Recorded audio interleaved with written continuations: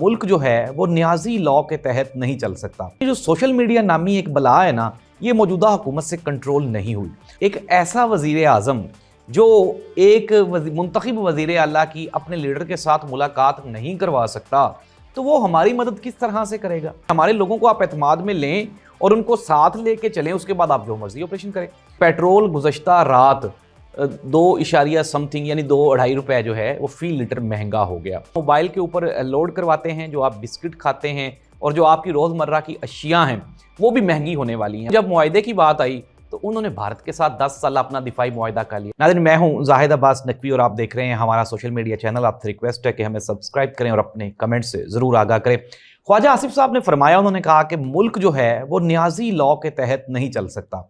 नाज़रीन, ये वो खौफ है जो हुकूमत के दिलों में, दिमागों में और चेहरों पे वाज़े नज़र आता है। किसका? इमरान खान का। अब 3 साल एक मुसलसल मेहनत की गई, जुल्म सितम किया गया, बर्बरियत का बाजार गर्म रखा गया, 26वीं आईनी तरमीम, जजेस की तकर्र और तबादले, फिर उसके बाद असम्बली को कंट्रोल किया गया, लोगों के एहतजाज पे गोलियां चलाई गई। लेकिन इसके बावजूद भी ये सब कुछ क्यों था? इमरान खान को कंट्रोल करने के लिए। लेकिन नाज़रीन, ये जो सोशल मीडिया नामी एक बला है ना, ये मौजूदा हुकूमत से कंट्रोल नहीं हुई और अब हुकूमत इस नहज पे आन पहुंची है कि इमरान खान का खौफ पहले इनके दिमागों में था, फिर दिलों में बैठ गया और अब इनके चेहरों से वाज़े नज़र आना शुरू हो गया है। और साथ ही साथ ख्वाजा आसिफ साहब ने यह भी कहा, उन्होंने कहा जी कि KPK हुकूमत तन्हाई का शिकार हो रही है, ये मुल्क के लिए नुकसानदेह है।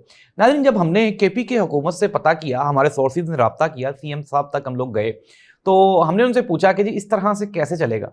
तो उन्होंने कहा कि देखें, एक ऐसा वजीर आज़म जो एक मुंतखब वजीर आला की अपने लीडर के साथ मुलाकात नहीं करवा सकता, तो वो हमारी मदद किस तरह से करेगा?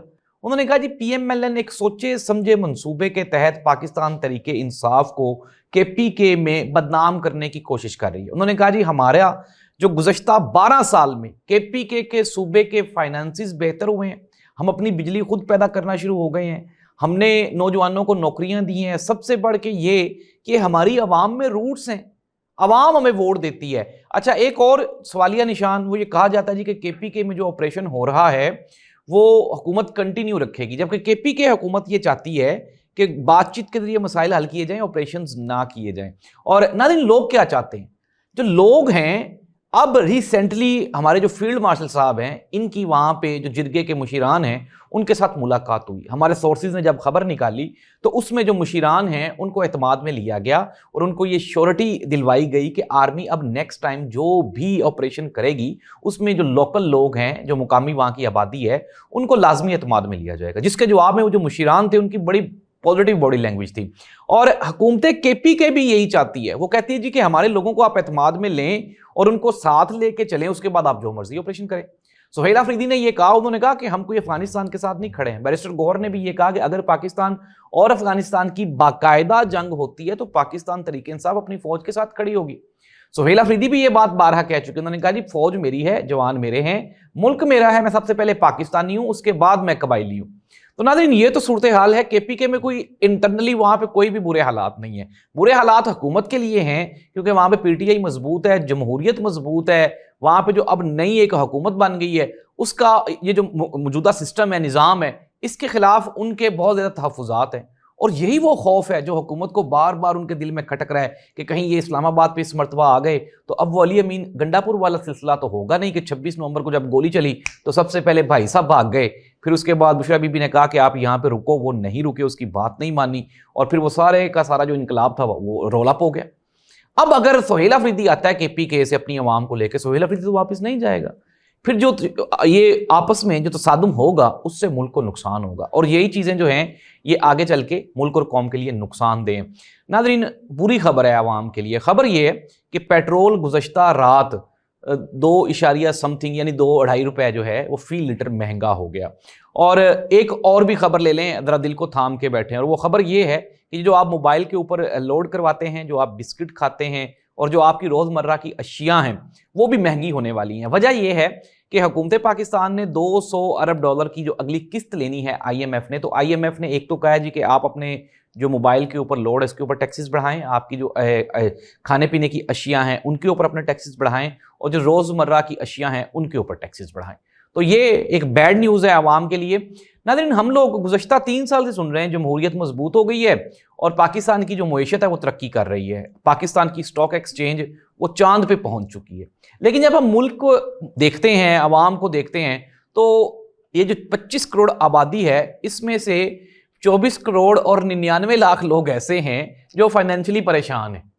اب آپ کہیں گے کہ پتہ نہیں میں یہ کوئی اندازے کی بات بتا رہا ہوں، اندازے کی بات نہیں بتا رہا، حقیقت یہی ہے۔ اور اس کی ایک سب سے بڑی وجہ کیا ہے؟ ملک میں جمہوریت کا اور نہ ہونا، اور اس کے ساتھ ہی ساتھ سیاسی عدم استحکام کا موجود ہونا۔ یہ 2 وجوہات ہیں ہمارے مسائل کی۔ اب حکومت کیا کہتی ہے؟ حکومت یہ کہتی ہے جی کہ ہم نے تو آئی ایم ایف سے قرضہ لینا ہی لینا، اس کے بغیر گزارا بھی کوئی نہیں ہے۔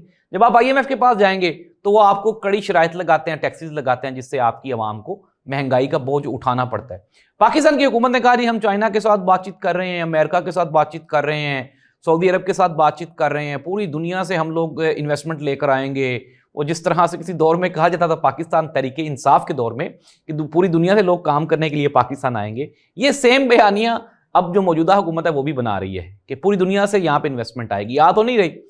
ناظرین، اب صورتحال ہے کیا؟ ہوا کچھ یوں کہ ڈونلڈ ٹرمپ صاحب جو ہیں انہوں نے فیلڈ مارشل کی بھی بڑی تعریفیں کی، انہوں نے شہباز شریف صاحب کی بڑی تعریفیں کی، ہاتھ میں ہاتھ لے کے بازو سے پکڑ کے مائک کے آگے کر دیتے تھے۔ لیکن ناظرین، جب معاہدے کی بات آئی تو انہوں نے بھارت کے ساتھ 10 سال اپنا دفاعی معاہدہ کر لیا۔ اور یہ صرف دفاعی معاہدہ نہیں ہے، اس میں تجارت بھی ہے، اکانومی بھی ہے، آئی ٹی بھی ہے، انفارمیشن بھی ہے، اور بھی اس کے علاوہ بے پناہ چیزیں ہیں۔ پاکستان کے ساتھ تو امریکہ نے کچھ بھی نہیں کیا۔ اٹ مینز دیٹ کہ چاچو ٹرمپ جو ہے وہ ہمارے ساتھ تو صرف ہاتھ ملاتا رہ گیا، ہمارے کندھوں کو تھپتھپاتا رہ گیا، لیکن جب بات آئی ڈیل کرنے کی، جب ایگریمنٹ کرنے کی، تو وہ چلا گیا بھارت کی جانب۔ ناظرین، مسئلہ یہ ہے کہ پاکستان اتنا سا ملک ہے اور پاکستان کے جو اندرونی حالات ہیں وہ ہی ایک کنٹرول میں نہیں ہے کسی کے، تو بیرونی دنیا کیا کرتی ہے؟ مذاق اڑاتی ہے ہمارا۔ اور ٹرمپ نے بھی پاکستان کو استعمال کیا، اسرائیل کے معاملے پہ بھی کیا، اور اب وہاں پہ جب وہ سارے معاملات ہو گئے ہیں تو پاکستانی افواج کو کہا جا رہا ہے کہ آپ وہاں پہ اپنی فوج ڈپیوٹ کر دیں۔ تو اس سے ہمارے ملک میں کیا ہوگا؟ ہمارا کوئی تعلق واسطہ نہیں ہے فلسطین اسرائیل کے ساتھ، لیکن کیا ہے کہ ہماری ایک مذہبی لگاؤ ہے ان کے ساتھ، اور ہماری عوام اسرائیل کو اس لیے وہ ایکسیپٹ نہیں کرتی کہ قائد اعظم محمد علی جناح صاحب نے فرمایا تھا ان کے بارے میں، تو اسی کول کو لے کے وہ چل رہے ہیں۔ لیکن ناظرین، حالات جو ہیں وہ بالکل بھی کنٹرولیبل نہیں ہیں، اور حکومت 3 سال میں مکمل طور پہ ناکام، کمزور اور ٹوٹی ہوئی دکھائی دیتی ہے۔ وجہ کیا ہے کہ جب آپ اپنے سیاسی مخالف کو نیچا دکھانے کے لیے اور جیل میں رکھنے کے لیے تمام تر قوتیں استعمال کر دیں گے، آپ اپنے نیشنل انٹرنیشنل جتنے بھی سورسز ہیں صرف عمران خان کو کنٹرول کرنے کے لیے صرف کریں گے، تو پھر اکانومی کیسے بہتر ہوگی؟ حالات کیسے بہتر ہوں گے؟ خبریں کیا ہیں؟ خبریں لے لیں۔ خبریں یہ ہیں، مہنگائی آنے والے دنوں میں مزید بڑھے گی، حکومت کے اوپر پریشر مزید بڑھے گا، پاکستان پیپلز پارٹی نے اپنا سفر شروع کر دیا ہے حکومت حاصل کرنے کا آزاد کشمیر سے۔ اب وہ گلگت بلتستان جا رہے ہیں، پھر اس کے بعد آہستہ آہستہ سندھ سے ہوتے ہوئے وہ پنجاب کی طرف رخ کریں گے۔ پی ٹی آئی کو ساتھ ملانے کی تیاریاں کی جا رہی ہیں، اور پی ایم ایل این کے لیے ناظرین میں آپ کو یہ بریکنگ نیوز دے رہا ہوں، جو کچھ مرضی ہو جائے آئندہ آنے والے ادوار میں پیپلز پارٹی بھی کہیں نہ کہیں آپ کو موجود دکھائی دے گی، پی ٹی آئی تو آپ کو ہر حال میں موجود دکھائی دے گی۔